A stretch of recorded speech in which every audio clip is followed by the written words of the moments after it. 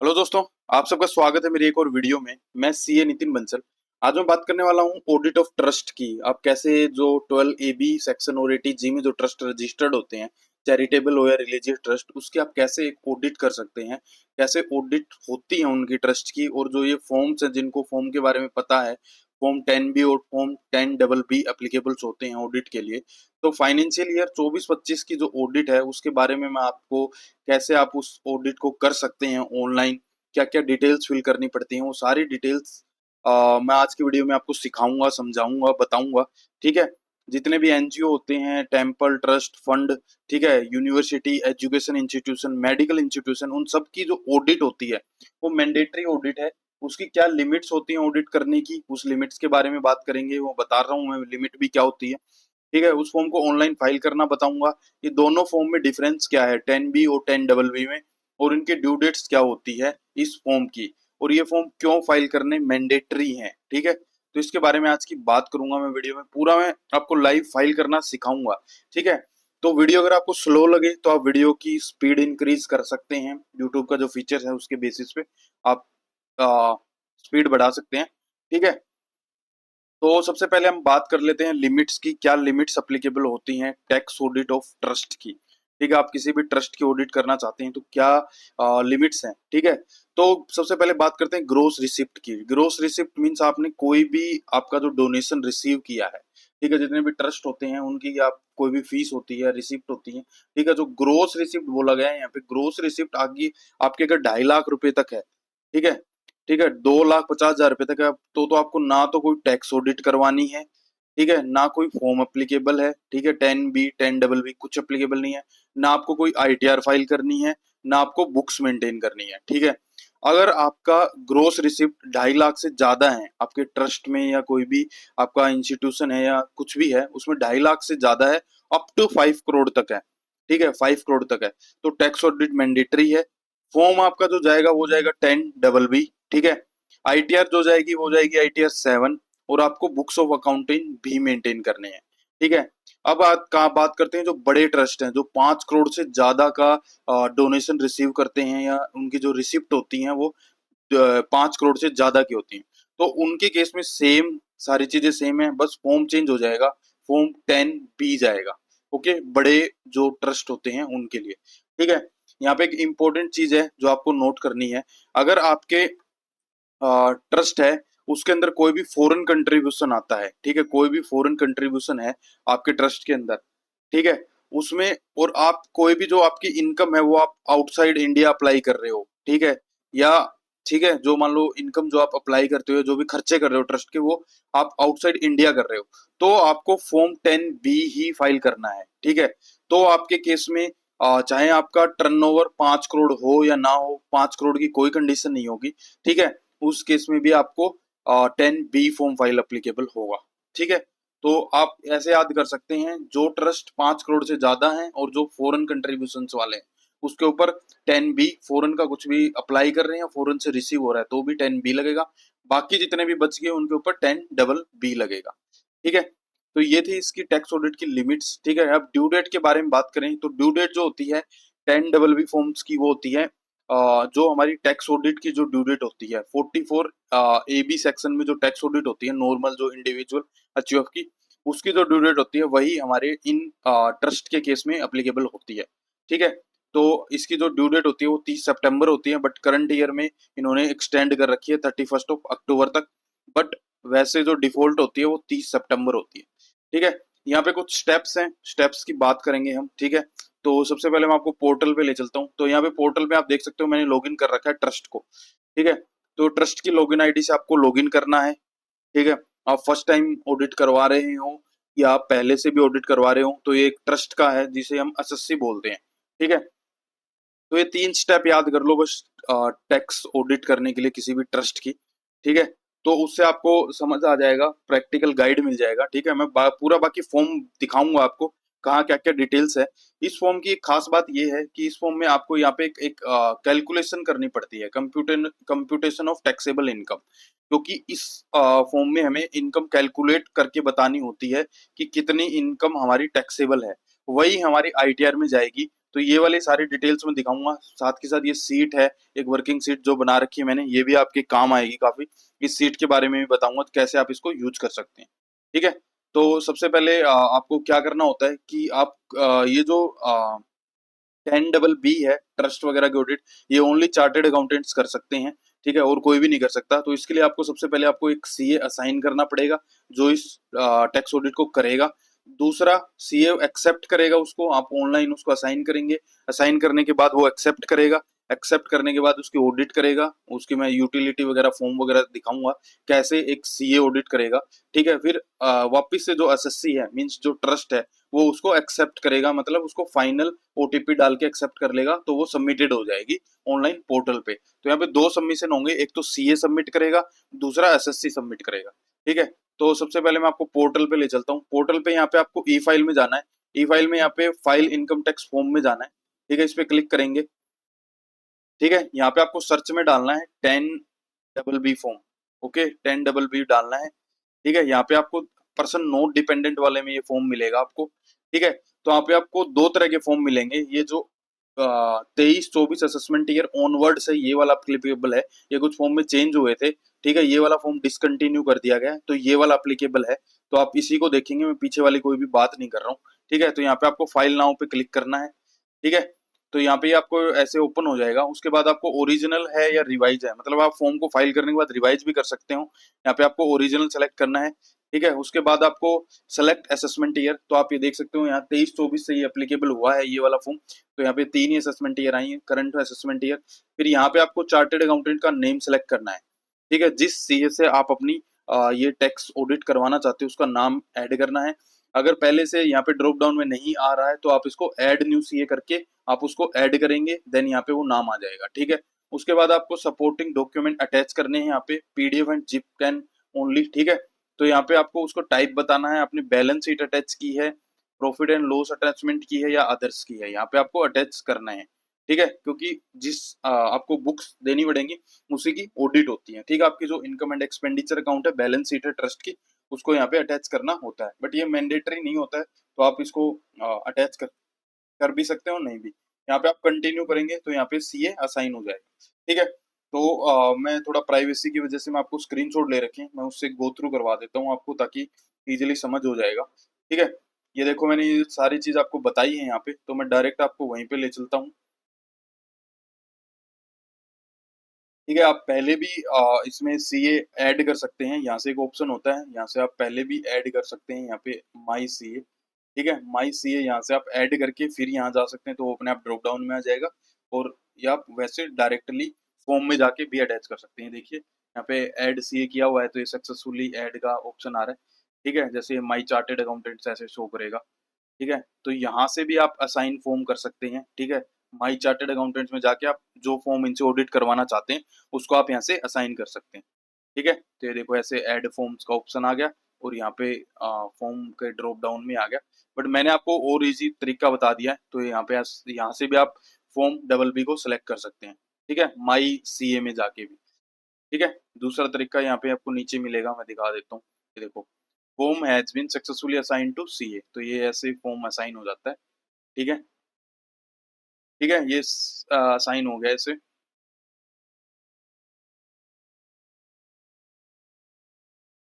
ठीक है, ये दूसरा तरीका जो मैंने बताया, तो दोनों तरीके के मैंने स्क्रीनशॉट ले रखे हैं, तो आपको जो भी सुटेबल हो आप वो यूज कर सकते हैं।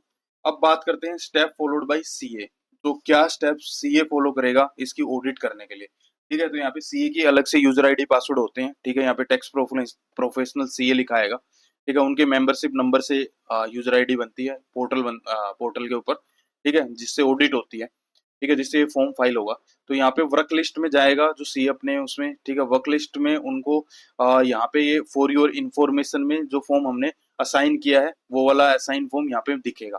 ठीक है, आप असेसमेंट वेयर इग्नोर करें, बट मैंने पहले के स्क्रीनशॉट है ये। ठीक है, तो यहाँ से आपको एक्सेप्ट करने का ऑप्शन होता है सीए के पास, सीए एक्सेप्ट करेगा यहाँ से। ठीक है, एक्सेप्ट करने के बाद एक्सेप्टेड सक्सेसफुली दिखाएगा। ठीक है, उसके बाद यहाँ पे आपको अपलोड फॉर्म मंथ्स ऑडिट करने के बाद अपलोड करने का ऑप्शन होता है। ठीक है, तो इस पे क्लिक करेंगे तो वो सबमिशन मोड आता है, ऑनलाइन और ऑफलाइन।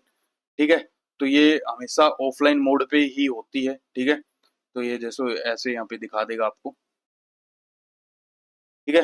ऑनलाइन मोड और ऑफलाइन मोड सेम होता है, ठीक है। ऑनलाइन मोड में भी होती है ये, ठीक है। और जो नॉर्मल हमारी टैक्स ऑडिट होती है वो ऑनलाइन मोड नहीं होता, बट इसका ऑनलाइन मोड भी है। बट ठीक है, हम डिस्कस करेंगे ये ऐसे।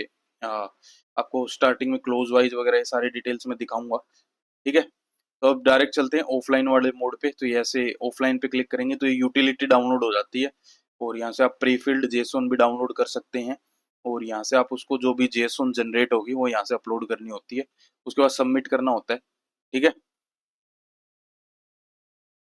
इसको यहाँ पे सबमिट करेंगे तो आपको वो फॉर्म अपलोड करने का ऑप्शन मिल जाएगा, अटैचमेंट अपलोड करने का।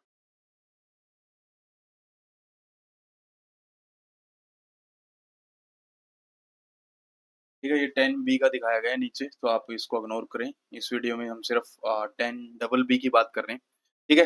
तो आपको यहाँ तक समझ आ गया होगा कि कैसे क्या करना है। तो अब मैं आपको वेबसाइट पे ले चलता हूँ, ठीक है। जैसे ये ई फाइलिंग की वेबसाइट है, ठीक है।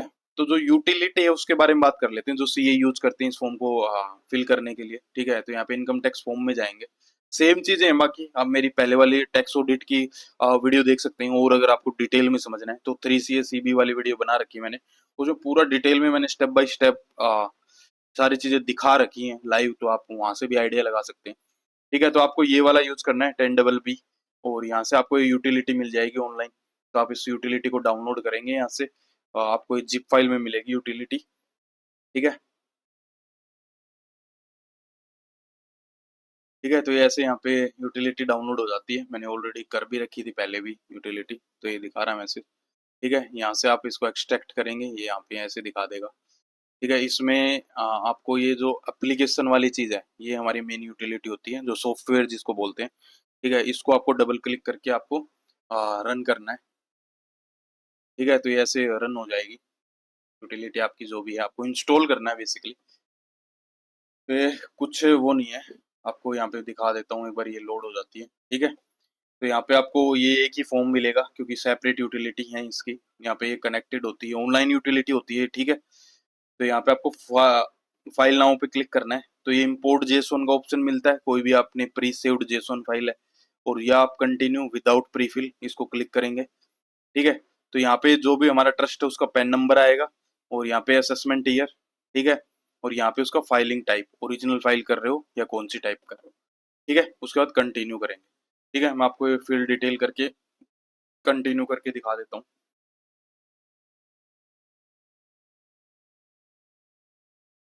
ठीक है। तो ऐसे पैन कार्ड डाल के इसको कंटिन्यू करेंगे, ठीक है। डिटेल से ऑर्डर मैंने पहले भी किया हुआ है, तो कंटिन्यू विद न्यू फाइलिंग, ठीक है। तो आपको वो इग्नोर करना है। फिर यहाँ पे लेट्स गेट स्टार्टेड का ऑप्शन आएगा, तो ऐसे आप देख सकते हो ये यूटिलिटी ऐसे है। तो यहाँ से आप इनकी फ़ॉन्ट भी चेंज कर सकते हो, ठीक है। अगर आपको छोटे फ़ोन चाहिए या बड़े फ़ोन चाहिए, ठीक है, या मिनिमम चाहिए, तो आप इनको यहाँ से फ़ॉन्ट भी चेंज कर सकते हो अपने अकॉर्डिंग, ठीक है। ये हेल्पलाइन वगैरह का नंबर दे रखा है, ठीक है, यूटिलिटी वगैरह, ठीक है। तो अब ये फॉर्म है, तो ये ऑडिट के लिए जो 12A सेक्शन, ठीक है। और ये सेक्शन जो ट्रस्ट जो होते हैं रिलीजियस और चैरिटेबल जो भी ट्रस्ट हैं, इस फॉर्म में कंप्लायंस विद रूल, ठीक है। यहाँ पे इंस्ट्रक्शन डाउनलोड कर सकते हैं इस फॉर्म के रिलेटेड, ठीक है। तो ये आपको इंस्ट्रक्शन मिल जाएंगे, तो आप इसको इंस्ट्रक्शन, ये इस तरह के इंस्ट्रक्शन होते हैं, मैं दिखा देता हूँ, ठीक है। सारी डिटेल्स में चीज़ें दिखाएंगे हम, तो आपको कोई भी इश्यू नहीं आएगा। तो ये इंस्ट्रक्शन है, आपको ये सारे इंस्ट्रक्शन बता रखे हैं कहाँ क्या क्या डिटेल्स फील्ड होगी, फॉरेन कंट्रीब्यूशन क्या है, सारी डिटेल्स बता रखी, CSV टेम्पलेट नेम, ठीक है। ये सारी, बट मैं आपको एक एक दिखाऊंगा अभी, इजी हो जाएगा आपके लिए, ठीक है। तो सबसे पहले बात करते हैं, ये फर्स्ट यहाँ से स्टार्ट होता है, रिपोर्ट फ्रॉम एन अकाउंटेंट, ठीक है। यहाँ से आपको आई और वी सिलेक्ट करना होता है। अगर इंडिविजुअल है या प्रोप्राइटरशिप फर्म है, सीए फर्म, तो आई आएगा। पार्टनरशिप फर्म है तो वी आएगा। Have examine the balance sheet of, तो यहाँ पे ट्रस्ट का नाम लिख देते हैं, जैसे बालाजी ट्रस्ट, ठीक है। एक बार के लिए मैं नाम डाल देता हूँ, ठीक है। फिर यहाँ पे ओपिनियन देने के लिए ऑब्जर्वेशन और क्वालिफिकेशन कुछ भी है जो मेन होता है, ठीक है। तो यहाँ पे आप उसको ऐड कर सकते हैं। फिर इन case of the balance sheet of the state of about, जैसे ये ट्रस्ट है तो आप इसको ट्रस्ट ट्रस्ट या फंड है या कोई इंस्टीट्यूशन है, यूनिवर्सिटी है, अदर एजुकेशन इंस्टीट्यूशन है, हॉस्पिटल है या अदर मेडिकल है, ठीक है। तो आपके ट्रस्ट है तो यहाँ पे आप ट्रस्ट सेलेक्ट करेंगे, ठीक है, फिर आपकी कोई ऑब्जर्वेशन है तो सेम ऑब्जर्वेशन और क्वालिफिकेशन का फिर से आ रखा है, दो बार आ रखा है। ठीक है, in my opinion best of my information according to explanation given to me. जैसे नॉर्मल टैक्स ऑडिट में आती है दो बार ऑब्जर्वेशन, वही वाली चीज है। ठीक है, ये इस ओवरऑल जनरल के लिए ये फॉर्म से रिलेटेड ऑब्जर्वेशन है। देन यहाँ पे अकाउंटेंट का नेम आएगा। ठीक है, उसके मेंबरशिप नंबर आएंगे। ठीक है, तो मैं एक बार ऐसे ही अपना नाम डाल देता हूँ। ठीक है, और डम्मी पर डाल रहा हूँ मैं। ठीक है, तो ये मैंने फर्म नंबर डाल दिया ऐसे ही। ठीक है। ठीक है, एड्रेस। ठीक है, प्लेस। तो ये सारी डिटेल्स आपको डालनी होती हैं। ठीक है, उसके बाद आपको यहाँ पे सेव करना है। ठीक है, जैसे ये कंप्लीटेड मार्क लिखा आएगा, जैसे आप इसको सेव कर देंगे, तो ऐसे वन बाय वन हमें ये सारी डिटेल्स सेव करनी है। और उसके बाद यहाँ पे प्रीव्यू करेंगे या डाउनलोड जेसोन करेंगे, तो डाउनलोड जेसोन है वो यहाँ पे अपलोड होगी। ठीक है, जो मैं आपको दिखा देता हूँ ऑफलाइन वाला जो था, मैंने आपको एक बार फिर से दिखा देता हूँ। ये देखो, ये यहाँ पे अपलोड ही हो रही है। हमने यूटिलिटी डाउनलोड कर ली है, ये प्री फिल्ड हमें रिक्वायरमेंट नहीं थी। यहाँ पे जो आपकी जो फाइल्ड फ्रॉम फॉर्म है वो यहाँ आएगा। ठीक है, ओनली जेसन और जी फाइल। तो यहाँ से जो डाउनलोड होगी वो यहाँ से आके वो सबमिट कर देगा सीए के। ठीक है, जब वो यहाँ पे आपको सबमिट करेगा तो उसके बाद वो डीएससी मांगेगा। ठीक है, डीएससी लगाने होते हैं सीए के, तो सीए के डीएससी लगेंगे इसी पॉइंट के तुरंत बाद सबमिट करेगा। डीएससी मांगेगा, डीएससी लगा के सबमिट कर देगा, उसके बाद एसएससी के अकाउंट में चला जाएगा। उसको सिंपल एक्सेप्ट करना है ओटीपी डाल के। तो एसएससी के केस में डीएससी की रिक्वायरमेंट नहीं होती। ठीक है, ओटीपी से बन जाएगी बात। ठीक है, अब चलते हैं नेक्स्ट बेसिक डिटेल वाले में। तो ये यहाँ पे पैन आ गया, ये नाम आ गया। ठीक है, असेसमेंट ईयर आ गई। रजिस्टर्ड एड्रेस बताना है, यहाँ पे पूरा आपको रजिस्टर्ड एड्रेस डालना है ट्रस्ट का। ठीक है, जो भी आपका है। अदर एड्रेस कोई भी है तो आपको वो डालना है, जैसे ये लिख रखा है कोई भी एड्रेस आपने डिसाइड किया है, अदरवाइज इसको आप नो करेंगे। ठीक है, देन बात करते हैं टाइप ऑफ क्या है ओडीटी, मींस किसकी हम ऑडिट कर रहे हैं, ट्रस्ट है क्या है। Then whether the auditee is establish under an instrument, yes. कोई भी 12 है, कोई भी इंस्ट्रूमेंट होते हैं उसी के बेसिस पे ये ट्रस्ट एस्टैब्लिश हो रखा है, तो वो आपको बताना है, यहाँ पे यस करना है। ठीक है, फिर आते हैं नाइन्थ नंबर में। नाइन्थ के दो पॉइंट है यहाँ पे, क्या है, details of the authors founders settler. ठीक है, trustee, member of society, member of governing council, director, share holder. जो 5% से ज्यादा के शेयर होल्डर हैं वो शेयर होल्डर भी आएंगे। Office bearer of the auditee at any time, any time लिखा हुआ है during the previous year. Means जो रिटायर भी हो गए, मतलब ज्वाइन करके रिटायर भी हो गए, तो उनकी डिटेल भी आएगी, क्योंकि any time during the previous year लिखा हुआ है। तो ये इंपॉर्टेंट पॉइंट है, यहाँ पे स्टार मार्क भी कर रखा है। ठीक है। ठीक है, अब यहाँ पे बात करते हैं फॉर रिकॉर्ड मोर देन 50 तो आप यहाँ पे सीएसवी भी यूज कर सकते हैं। First three row in the attach template contain instruction and heading. ठीक है, please convert the file to CSV before uploading. ठीक है, सीएसवी ही लेगा। यहाँ पे आप एक्सेल की टेम्पलेट डाउनलोड कर सकते हैं। ठीक है, और यहाँ पे आप मैनुअली डिटेल डाल सकते हैं। मैनुअली डिटेल कैसे डालेंगे, मान लो आपका यहाँ पे नाम आ गया। ठीक है, रिलेशंस बताने हैं, क्या है, आप ऑथर है, फाउंडर है, सेटलर है, ट्रस्टी है, मेंबर ऑफ सोसाइटी है, क्या है। ठीक है, तो ये सारी आप 5% से ज्यादा के शेयर होल्डर है। ठीक है, मान लो ट्रस्टी कर दिया हमने, तो ये चीजें शेयर होल्डर के केस में आएंगी। इधर पैन और आधार अवेलेबल, तो यस करेंगे, तो आपको यहाँ पे पैन और आधार डालना पड़ेगा, उसका आईडी। ठीक है, और पैन और आधार पे नो करेंगे तो ये डिटेल्स आपकी हट जाएगी। तो 2 और 3 पॉइंट हट जाएगा, तो आपको यहाँ पे ये वाली डिटेल्स मांगी जाएंगी। ठीक है, 2 और 3 की फर्स्ट पैन और आधार की जगह थर्ड से शुरू हो रहा है ना ये, तो यहाँ पे 3 टैक्स आइडेंटिफिकेशन नंबर, पासपोर्ट या ये जो भी है वो डिटेल डालनी पड़ेगी। यस करेंगे तो आपको पैन और आधार ही देना है। ठीक है, जैसे आप यहाँ पे पैन डाल देंगे तो यहाँ पे आपको पैन डालना है। फिर आपका आ जाएगा एड्रेस, तो यहाँ पे आपको कंट्री सेलेक्ट करनी है, जैसे इंडिया सेलेक्ट कर दी, और यहाँ पे आपको पूरा एड्रेस फिल करना है। ठीक है, तो मैं एक एक डिटेल सेव कर लेता हूँ ताकि वो आपको लिए सेव हो जाए, इजी हो जाए दिखाने के लिए। तो यहाँ पे 7th में पूछ रहा है whether there is any change in relation during previous year of audit, तो आप यहाँ पे यस और नो करना है। ठीक है, तो यहाँ पे ऐसे ऐड हो जाए। ठीक है, तो यहाँ पे आप ऐसे ऐड कर सकते हैं वन बाय वन करके, अगर आपके कम है तो। सेम अगर कोई पर्सन है, in case of any of the person as mentioned in row 9A is not an individual, then provide the details of natural persons who are beneficial owner. ठीक है, मीन्स जो कंपनी वगैरह की details है वो यहाँ पे आ जाएंगे। ठीक है, पैन आधार इज अवेलेबल, और जो कंपनी वाली डिटेल्स है। ठीक है,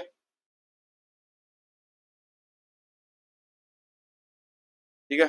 non individual person and beneficial in which beneficial ownership help percentage ये वेदर, ठीक है, वो सेम चीजें हैं। ठीक है, उसके बाद हम करेंगे इसको सेव। ठीक है, ये कंप्लीटेड मार्क आ गया। ठीक है, तो वीडियो अगर आपको स्लो लग रही हो तो वीडियो को आप फास्ट करके भी देख सकते हैं, बट हमने पूरा कुछ डिटेल में बता रखा है। ठीक है, तो सारा कुछ आप डिटेल में समझे। ठीक है, वन बाय वन। दूसरा, अगर आपको कोई भी दिक्कत आती है तो आप हमें कमेंट करें। बस चैनल सब्सक्राइब होना चाहिए, चैनल सब्सक्राइब करने के बाद कमेंट करें ताकि आपका कमेंट हमें हाईलाइट हो। ठीक है, अदरवाइज आपका कमेंट स्पैम में चला जाता है, हमें हाईलाइट नहीं होता तो हम कोई भी रिप्लाई नहीं कर सकते क्योंकि कमेंट ही नहीं दिखता हमें। ठीक है, तो सब्सक्राइब करके कमेंट करना पड़ेगा। ठीक है, दूसरा, आपको वीडियो पसंद आ रही हो तो लाइक करें, शेयर करें। ठीक है, तो दूसरा आता है यहाँ पे commencement of activities and details of place where books of account and other documents have been maintain.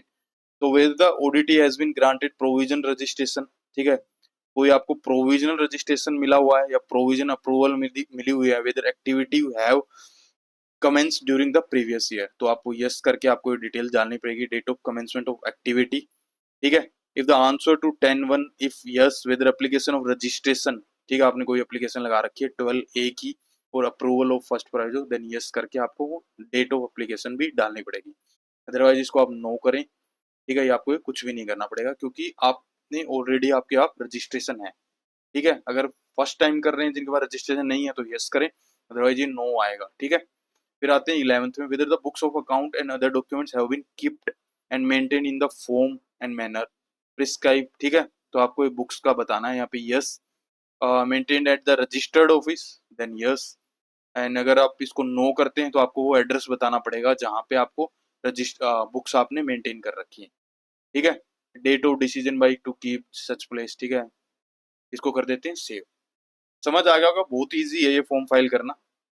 ठीक है, इसका मेन चीज आपको इनकम कैलकुलेशन वाली चीज उस पर मैं बताऊंगा, बट उसके लिए भी मैंने आपको तरीका बताया हुआ है। मैंने एक कैलकुलेशन सीट बना रखी है आप लोगों की हेल्प के लिए, तो इजी हो जाएगी काफी, मैं वो भी बता रहा हूँ अभी। ठीक है, voluntary and other contribution.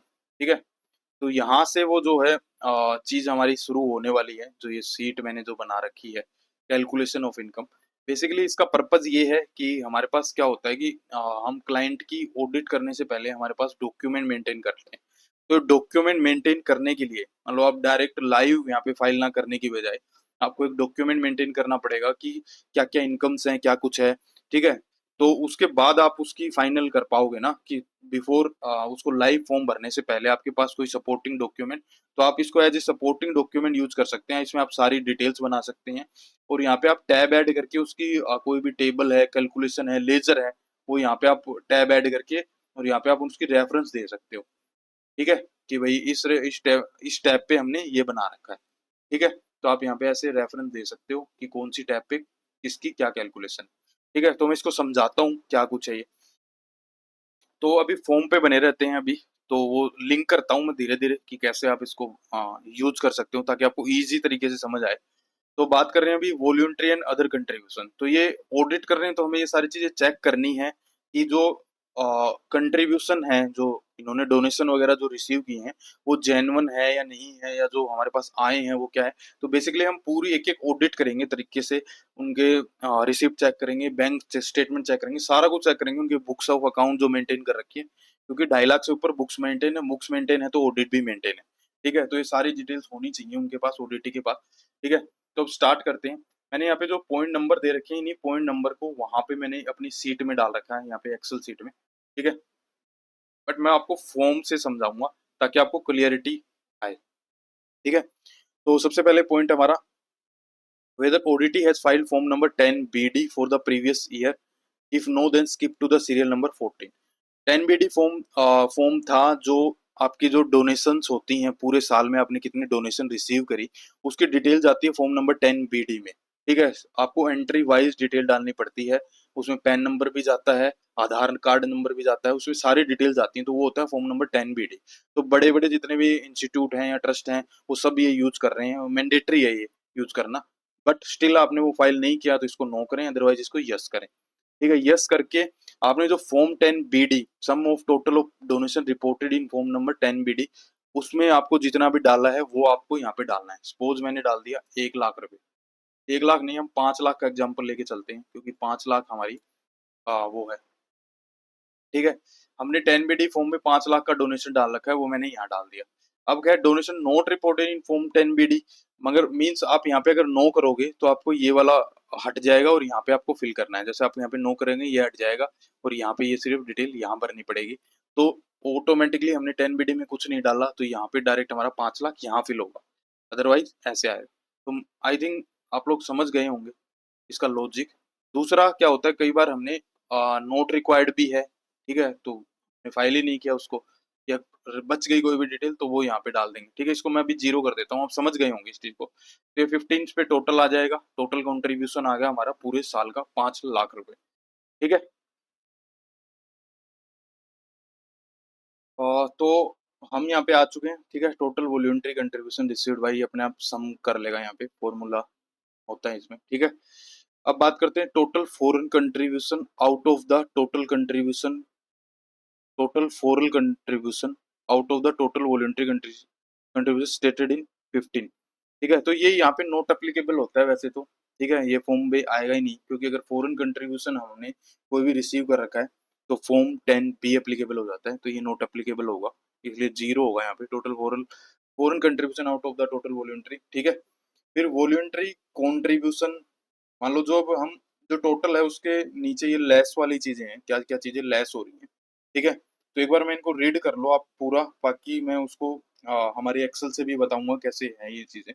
Voluntary contribution forming part of corpus which are included in 15, means 15 में कोई भी ऐसा वॉलंटरी कंट्रीब्यूशन है जो भी पार्ट है हमारा कॉर्पस का, ठीक है, तो वो वहाँ पे लेस हो जाएगा, क्योंकि कॉर्पस वाले पे इसको अलग से साइड कर देते हैं कॉर्पस की इनकम को, जो कॉर्पस का होता है, ठीक है। तो मैं सपोज करता हूँ यहाँ पे 10,000 रुपये मैंने कॉर्पस के रिसीव किए, ठीक है, तो देख रहे हो 490 हो गया, ठीक है। एनोनिमस डोनेशन टैक्सेबल है 30% अंडर 115 BBC, ठीक है। कोई भी ऐसे डोनेशन जो गुप्त डोनेशन होते हैं, एनोनिमस डोनेशन जिनका कोई नाम नहीं होता, वो 30% टैक्सेबल होते हैं अंडर सेक्शन 115 BBC में। तो उनको सेपरेटली टैक्स करना है तो उसको यहाँ से निकालना पड़ेगा। तो मैं एग्जाम्पल ले रहा हूँ कि 50,000 रुपये हमारा एनोनिमस डोनेशन है, ठीक है। तो हमारा यहाँ पे 4,40,000 रुपये होगा। Application outside India for which approval, ठीक है, तो वो सेम ये आ गया 10B फॉर्म वाली डिटेल, आउटसाइड इंडिया वाला फॉरेन कंट्रीब्यूशन वाला, तो ये यहाँ इस फॉर्म में आएगा नहीं, जीरो आएगा, ठीक है। ठीक है, ये 440 आ चुके हैं, क्योंकि 5 में से हमारा ये 60 निकल गया, 440 आ गए, ठीक है। फिर आते हैं ये अपने आप सम कर रहा है इसको, ठीक है। फिर बात करते हैं, यहाँ पे आप फॉर्मूला देख सकते हैं, यहाँ पे फॉर्मूला ये लगा रखा 15 माइनस दी 3, तो ठीक है। फिर आते हैं income other than voluntary contribution derived from property held under the trust, ठीक है।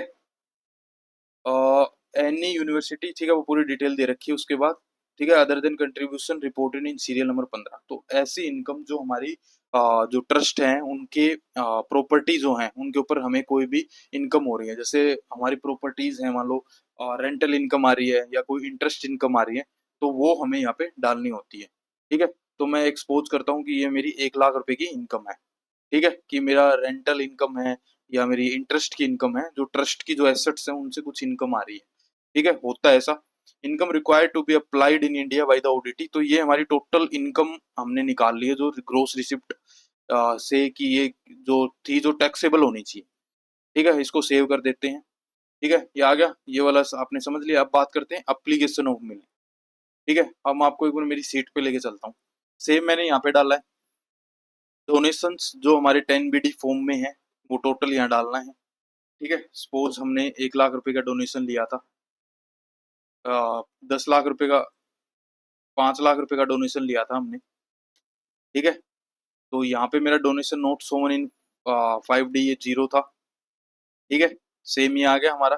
फिर फॉरेन कंट्रीब्यूशन हमें जीरो करना है, वॉल्यूंटरी कंट्रीब्यूशन कॉर्पस वाला मैंने 10,000 डाला था, ठीक है, तो ये माइनस में आएंगे 10,000 रुपये, ठीक है।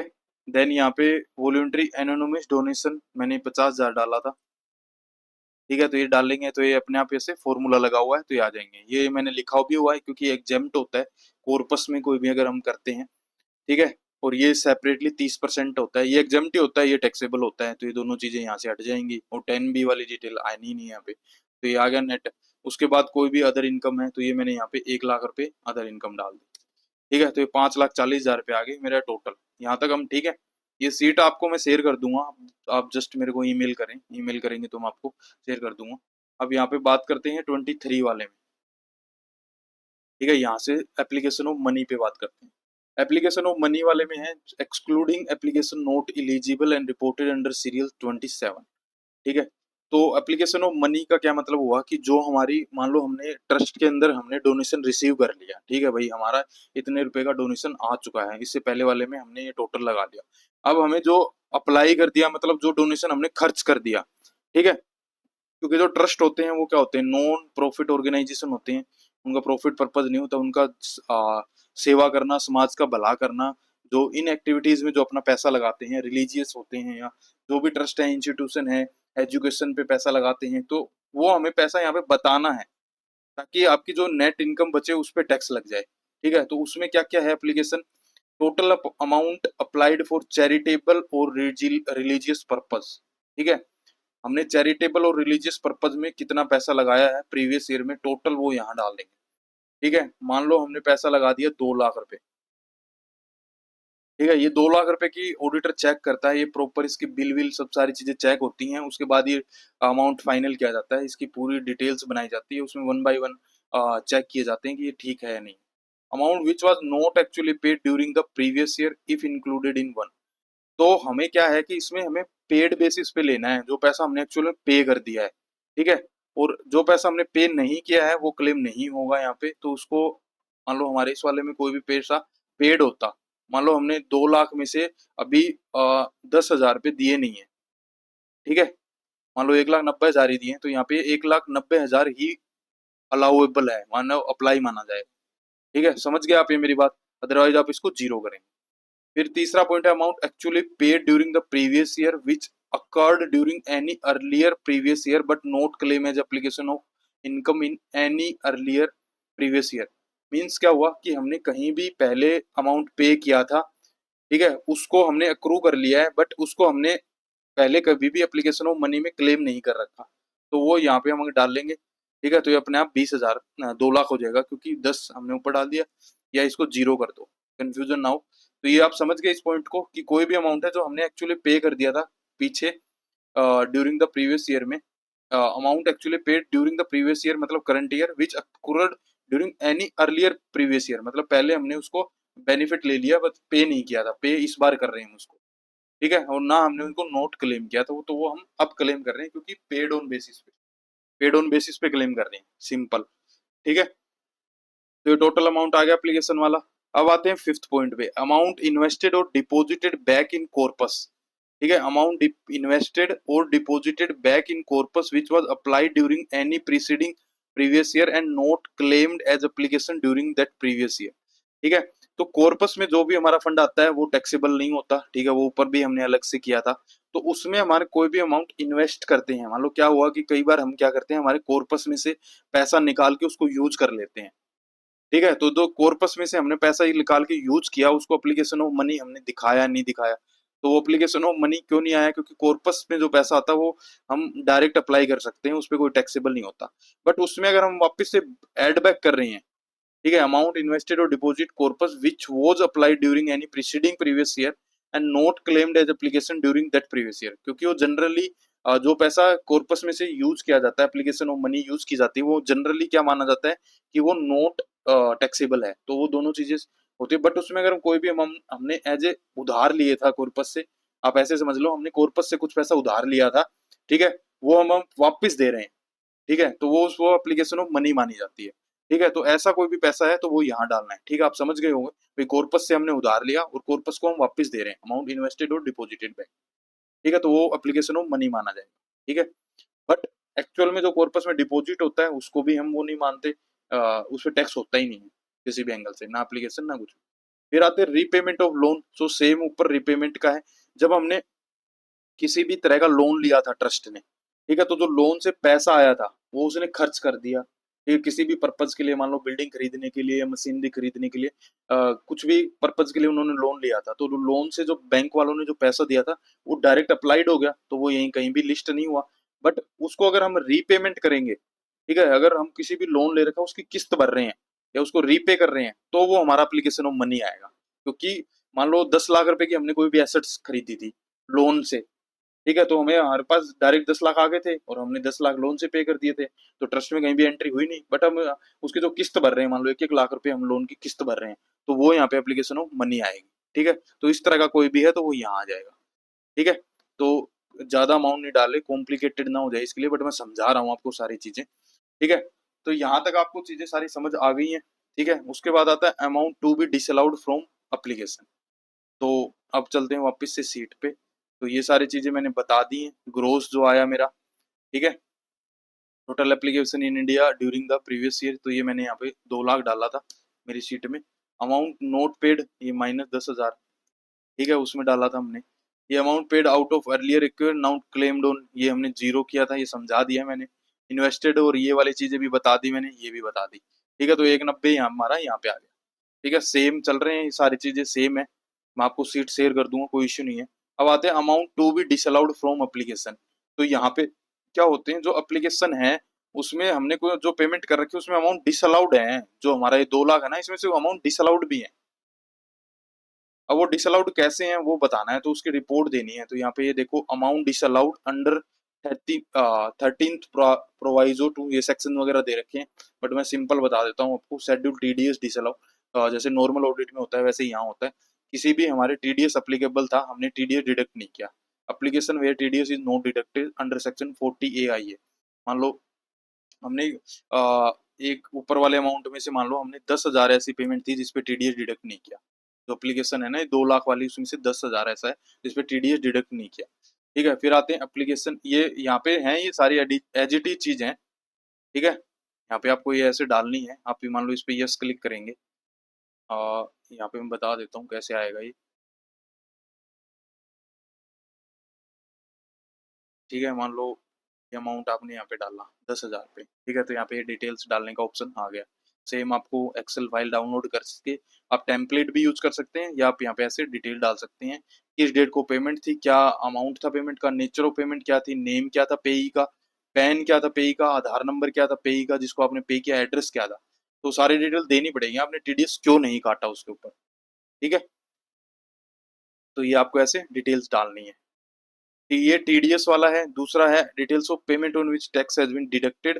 तो सेम जैसे क्या होता है कि हमने टैक्स तो डिटेल डिडक्ट कर लिया था, बट वो हमने पे नहीं किया ऑन और बिफोर ड्यू डेट, तो उसकी डिटेल आपको यहाँ आएगी। तो इसका 2 पॉइंट हो गए हैं, तो ये अब डिटेल के लिए। ठीक है, अब आते हैं डिसअलाउंस अंडर, ये सेम वही है, अमाउंट डिसअलाउड अंडर ये। ठीक है, अब ये 14A3 मतलब आपको 10,000 से ऊपर की कैश पेमेंट अलाउड नहीं है। ठीक है, तो आपको यहाँ पे यस करके तो ये अमाउंट वो वही वाली डिटेल डालनी है। ठीक है, क्या पेमेंट थी, क्या नेचर ऑफ पेमेंट थी, डिटेल ऑफ पे वगैरह। ठीक है, कैश में पे कर दी, क्या थी। ठीक है, तो वो सेम डिटेल्स आपको यहाँ डालनी है 8th में। ठीक है, फिर amount disallowed under, amount disallowed under 13 provision. ठीक है, वो सेम डिटेल्स यहाँ पे आएंगे। ठीक है, तो ये यहाँ पे मैंने डाल रखी है। एप्लीकेशन वेयर कैश पेड 10,000 से ज्यादा है। ठीक है, ये सेक्शन वाली डिटेल है, तो वो यहाँ आपको 10,000 ऐसे टाइप कर देंगे आप। ठीक है, यहाँ आप अपने उसकी सीट यहाँ पे बना सकते हैं आप ऐसे डिटेल। ठीक है, मैं आपको दिखा देता हूँ। मान लो आपने यहाँ पे बना दी टीडीएस वाली डिटेल बना दी, तो इसको TDS1 नाम दे सकते हैं। ठीक है, यहाँ पे आप डाल दें TDS1। ठीक है, तो आपको यहाँ पे इसको रेड कर लें ऐसे, तो आप ऐसे मतलब डॉक्यूमेंट कर सकते हो कि भाई इसकी हमने डिटेल बना रखी इस टैब पे। ठीक है, सेम कैश वाले की डिटेल बना रखी है यहाँ पे। ठीक है, ये TDS वाली ऊपर कर दो इस। ठीक है, यहाँ कैश वाली बना लो। ठीक है, तो यहाँ पे एक टैब का नेम दे दो कैश, की जो कैश में पेमेंट हुई है। तो ऐसे आप बना सकते हो, मतलब इसलिए ये फॉर्मेट आपके बहुत काम आ सकता है। ठीक है, फिर चलते हैं नेक्स्ट में। अब आते हैं इनमें क्या चीज़ है ये, डोनेशन टू एनी फंड और इंस्टीट्यूशन। ठीक है, ये आपको सिंपली ये सारी डिटेल्स में आपको वहाँ पे लिखा हुआ है, तो मैं आपको इजी तरीके से बता देता हूँ फटाफट से। डोनेशन और अदर ट्रस्ट टुवार्ड कॉर्पस, किसी भी हमने अदर ट्रस्ट है किसी भी दूसरे ट्रस्ट को कॉर्पस दे दिया, तो वो भी डिसअलाउड होता है। तो वो भी मान लो सपोज करो हमने 1,000 रुपये किसी को कॉर्पस दिया, तो वो भी डिसअलाउड होता है। फिर डोनेशन टू अदर ट्रस्ट जिनका note in the same object. ठीक है, ऐसे ट्रस्ट जिनका ऑब्जेक्ट अदर है। ठीक है, ये यहाँ पे देखो 10वें नंबर पे, डोनेशन टू एनी फंड और इंस्टीट्यूशन और ट्रस्ट और यूनिवर्सिटी और अदर एजुकेशन। ठीक है, act not having same object, तो वो अगर आपका और उनका सेम ऑब्जेक्ट नहीं है तो वो भी डिसअलाउड हो जाते हैं। अगर ऐसी कोई पेमेंट कर रखी है तो वो भी डिसअलाउड हो जाएंगे, ठीक है। फिर डोनेशन टू अनरजिस्टर्ड एंटिटी, आपने कोई भी डोनेशन पे किया है जो एंटिटी रजिस्टर्ड ही नहीं है, तो वो भी आपको यहाँ से डिसअलाउड करना पड़ेगा, ठीक है। अनअप्रूव्ड आउटसाइड इंडिया, तो ये वाले जो दोनों हैं ये नॉट एप्लीकेबल होंगे क्योंकि ये फॉर्म 10B में आते हैं, ठीक है। ये यहाँ से नॉट एप्लीकेबल होंगे क्योंकि ये 10B फॉर्म की है। आउटसाइड इंडिया वाली जहां भी आपको केस दिखे आप इसको तुरंत मार्क कर दें नॉट एप्लीकेबल, यहाँ पे आएंगे ही नहीं है। हाँ, सम केसेस हो सकते हैं, बट अगर आप इन्हें यहाँ डिटेल डाल दी तो आपके ऊपर 10B फॉर्म एप्लीकेबल होता है। अगर आपने यहाँ पे कोई भी अमाउंट डाल भी दिया तो क्योंकि जब फॉरेन कंट्रीब्यूशन के लिए एप्लीकेबल ही 10B फॉर्म है, तो अगर आपको रिसीव हुआ भी है तो भी 10B फाइल करना, तो यहाँ पे कोई डिटेल आनी नहीं चाहिए। बट मेरे को लॉजिक नहीं पता है क्यों इन्होंने यहाँ इस वाले फॉर्म में दे रखा है, ठीक है। मे बी दोनों की यूटिलिटी सेम होगी बट नाम अलग अलग है यूटिलिटी का, तो हाँ, हमारी दूसरी वीडियो भी डालेंगे हम 10B फॉर्म पे भी, ठीक है। अब आते हैं इसमें एप्लीकेशन नोट में टू आर ट्रस्ट ऑब्जेक्ट। मान लो हमारे ट्रस्ट के जो ऑब्जेक्टिव थे उसके रिगार्डिंग हमने पैसा खर्च ही नहीं किया, हम कुछ और काम कर रहे हैं ट्रस्ट के अगेंस्ट, हमारा जो था पर्पज जो था कि भाई हमारी एजुकेशन सोसाइटी, तो एजुकेशन से हटके हम कुछ और ही खर्च कर रहे हैं, ठीक है। तो वो पैसा यहाँ पे डाल देना है, तो ऑडिटर ऑडिट करेगा और वो पता करेगा भी कौन सा ऐसा पैसा है, इनवॉइस चेक करेगा प्रॉपर 1 by 1, ठीक है। तो उससे उसको पता लग जाएगा, ठीक है। तो यहाँ पे जो, ठीक है, 10,000 रुपये डालने हैं। उसके बाद कोई भी अमाउंट हो सकता है जो अदर देन ऑब्जेक्ट है। फिर इसके अलावा कोई भी एनी अदर डिसअलाउंस यहाँ पे आपको डालने हैं, अगर ऑन द बेसिस ऑफ जो ऑडिटर डीम फिट कि ये नॉट एप्लीकेबल है या टाइप से, तो वो अपने हिसाब से यहाँ पे ऑडिटर डालते हैं, ठीक है। तो हमारे इसमें से जो हमारे 2 लाख रुपए जो हमने एप्लीकेशन लगाई थी, ठीक है, उसमें से 10,000 तो पहले ही निकाल दिए थे क्योंकि पेड ही नहीं है। 190 में से 43,000 रुपये और निकल गए जो हमने डिसअलाउड कर दिए हैं, ठीक है। 43,000 जो डिसअलाउड है, ठीक है। 190 में से 43,000 डिसअलाउड। फिर चलते हैं और नीचे, तो यहाँ पे हमारा जो था सेम वही डिटेल्स, ठीक है। यहाँ पे मैं एक बार 0 0 कर देता हूँ क्योंकि दोनों जगह कंफ्यूजन रहेगी, इसको एक बार कंफर्म कर देते हैं।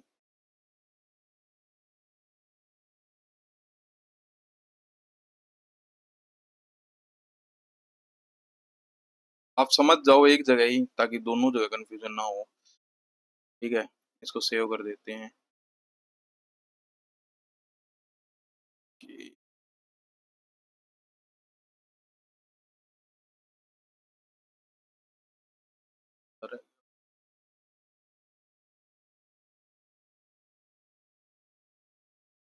ठीक है। तो ये ऐसे आपको सेव कर देना है, अभी भी रहता है वो, देखो कंप्लीटेड आ गया, ये अभी नोट कंप्लीटेड आ रहा है, में क्या दिक्कत रहती है।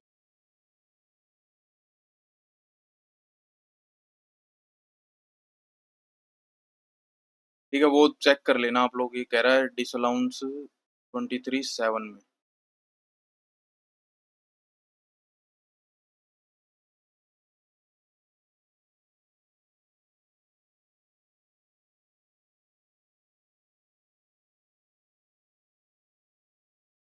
ठीक है, तो ये भी कंप्लीटेड मार्क हो जाएगा, आप जब अपनी डिटेल फिल करने चलें तो आप इसको कर सकते हैं, ठीक है। बट एक बार मैं फिर से चेक कर लेता हूँ ताकि, ये देखो मैंने वो एरर ठीक कर दिया है, यहाँ पे एप्लीकेशन ऑफ मनी भी कंप्लीटेड आ गया। ये सारे कंप्लीटेड इसलिए कर रहा हूँ ताकि डाउनलोड जेसोन वाली चीज भी आपको दिख जाए, ठीक है। अब आते हैं application of income out of different sources, ठीक है। यहाँ पे हमारी टैक्सेबल इनकम आ गई टोटल, वो वहाँ पे मैंने डिटेल नहीं डाल रखी तो वो इसलिए कम आ रही है यहाँ पे, बट सेम आएगी वो, ठीक है। अह, अब बात करते हैं यहाँ पे 23 की सेक्शन में, ये डिटेल्स रह गई हैं पीछे वाले कॉलम में ही थी, ये डीम्ड एक्यूमुलेशन वाली, ठीक है। ये मैं एक बार फिर से दिखा देता हूँ आपको वापस से उसमें जाके, ठीक है। यहाँ तक वो एरिया है, उसके बाद ये 3 चीजें और हैं, 3 चीजें और आपको एक बार बता देता हूँ। तो दोस्तों ये वाली 3, जैसे एप्लीकेशन ऑफ मनी में ये चीजें और बता रहा था मैं आपको, ठीक है। तो ये और चीजें बता देता हूँ। कई बार क्या होता है, जब हमारा जो एक्यूमुलेस जो हमारा एप्लीकेशन ऑफ मनी है, ठीक है, उसमें से कुछ अमाउंट है जो हमने डीम्ड एक्यूमुलेशन माने जाते हैं, ठीक है, उनको डीम्ड मान लिया जाता है, ठीक है। जैसे एक 15%, तो ये ट्रस्ट का रूल ही है कि जो हमारा टोटल कंट्रीब्यूशन जो रिसीव होता है उसका डीम्ड 15% हम उसको साइड निकाल देते हैं, तो हमारी 85% को हमें इनकम अप्लाइड करनी होती है, ठीक है। तो 15% तो यहाँ आ जाएगा, ठीक है। यहाँ पे जो आता है ना, income accumulated or set apart for application to charitable or religious or stated object of trust to the extent it does not exceed 15% of the income, ठीक है। तो 15% तो यहाँ कम हो जाता है। फिर आता है ये दो डिटेल, दो में क्या होता है कि हमने income accumulated in the provision of explaining, ये सेक्शंस हैं, ठीक है। इस सेक्शंस का क्या मतलब है कि एक फॉर्म 10 फाइल होता है, जो मान लो हमने कोई भी अमाउंट एक्यूमुलेट किया है, जो आगे हम आगे की सालों में उसको 5 साल तक मतलब नहीं करते कि हम एक्यूमुलेट कर दिया उसको, लेकिन आगे के साल्स में हमारा जो उसका ऑब्जेक्ट जो है उसके लिए हम उसको यूज करेंगे, तो उसके लिए हमें फॉर्म 10 फाइल करना पड़ता है, ठीक है। सेम क्या होता है, कोई भी ऐसा मान लो कोई रीजन हो गया कि भाई मान लो कोई पर्पज था हमारा, जैसे 31 मार्च को हमारा कोई डोनेशन रिसीव हो गए, ठीक है, और वो हम उसको किसी भी कारण से भी लास्ट डेट में रिसीव हुए, तो हम उसको अप्लाई नहीं कर पाए, बट वो हम अप्लाई कर देंगे, ठीक है। तो amount deemed as application of income means अगर हमने उसका अगेंस्ट में फॉर्म 9A फाइल कर देंगे तो वो हमारा डीम्ड माने जाएंगे, ठीक है। तो यहाँ पे मान लो हमारा ऐसा कोई था जिसका हमारे लास्ट वो करने हैं, तो वो हमारे यहाँ से वो हो जाएंगे, ठीक है।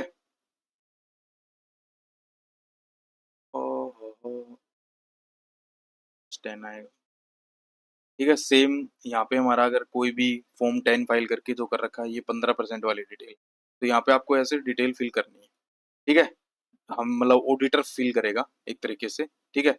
तो यहाँ पे हमारा जो इन टोटल टैक्सेबल इनकम है वो यहाँ आ जाएगी, ठीक है। टोटल टैक्सेबल इनकम कैसे आई कि हमारा ये 540 का कॉन्ट्रीब्यूशन हमें रिसीव्ड हुआ था, उसमें से ये चीजें हमने डिसअलाउंस कर दी, डिसअलाउंस करने के बाद में 137 हमारे लेस हो गए, तो हमारे 4-3 की इनकम है जो टैक्सेबल इनकम हो गई है ट्रस्ट की।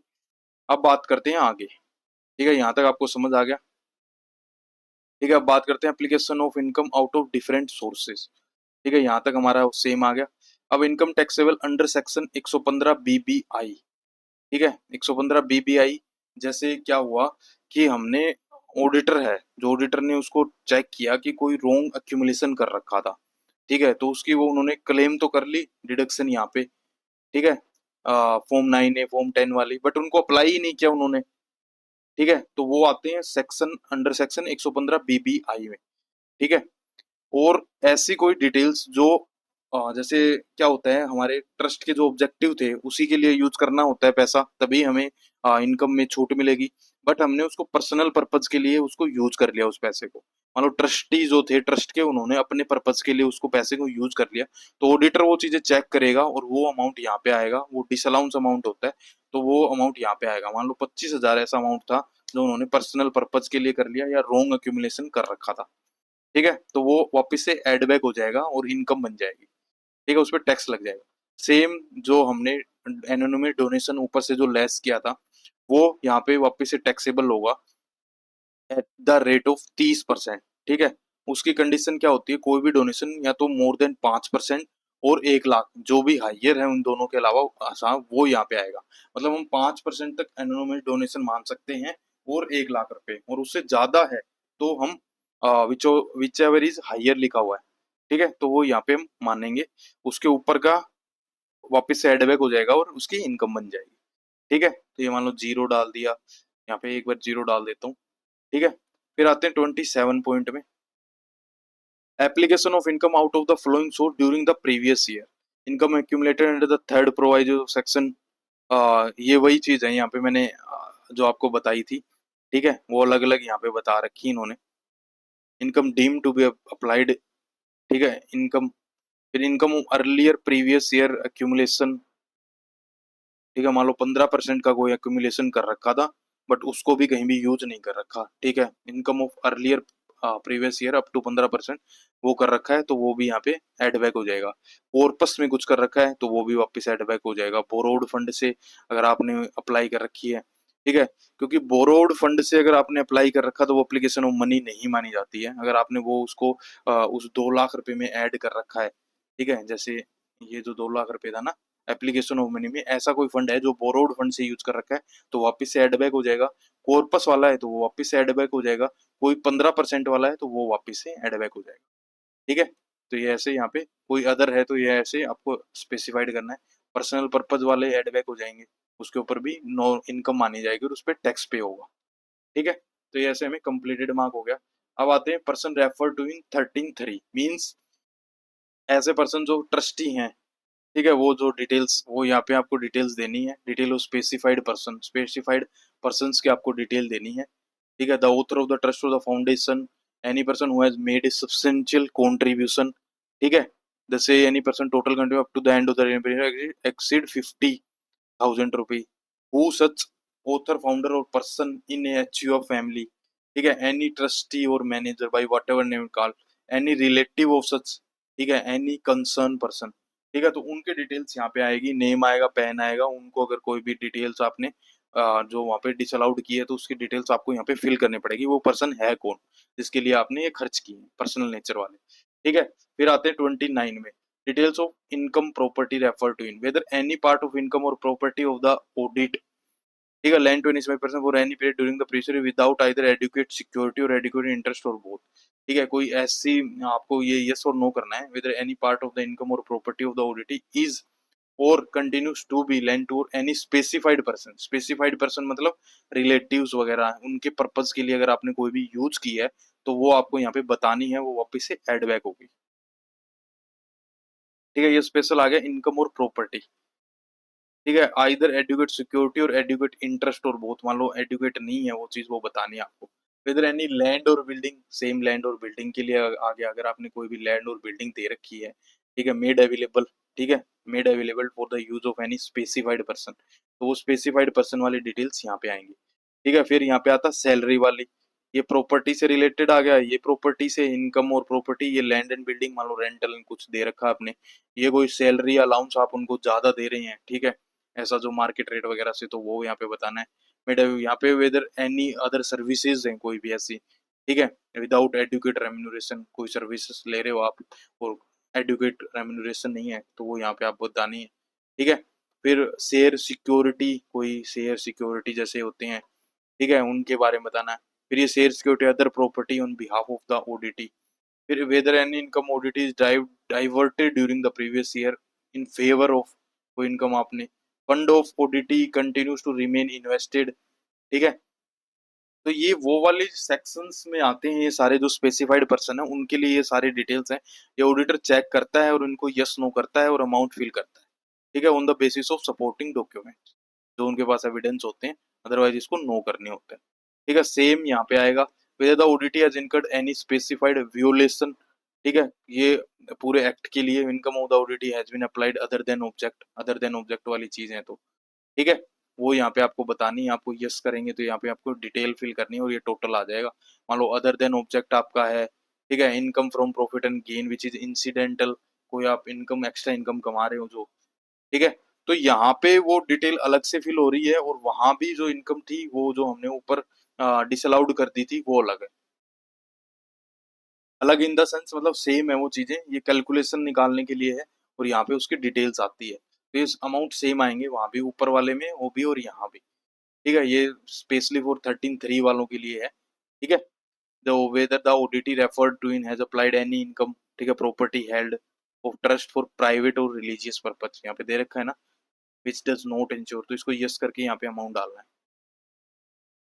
ठीक है, तो मतलब ये क्या हो गया, क्लोज वाइज डिटेल्स का हो गया। और वहाँ पे जो हम डाल रहे थे पर्सनल पर्पज वाले में, यहाँ पे जो था ना एप्लीकेशन डिसअलाउंट वाले, अदर डिसअलाउंस वाली डिटेल्स हैं।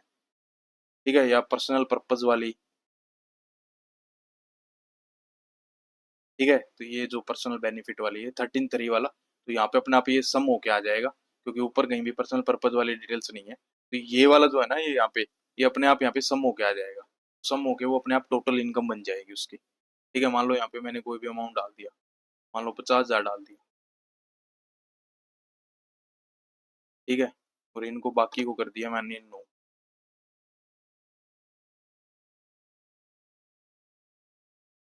ठीक है, तो यहाँ पे अपने आप तो नहीं लिया, इसको भी सम 50,000 ही आएगा।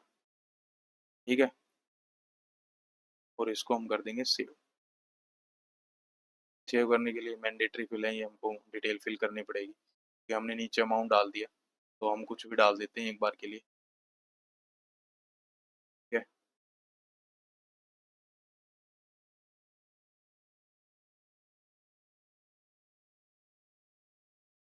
सारे मैंडेटरी डिटेल्स हैं,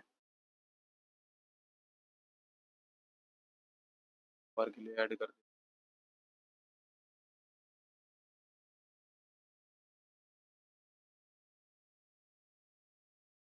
हैं। मेरे को लग रहा है पैन और ये मैंडेटरी नहीं है। ठीक है, पैन आधार यहाँ पे मैंडेटरी नहीं है।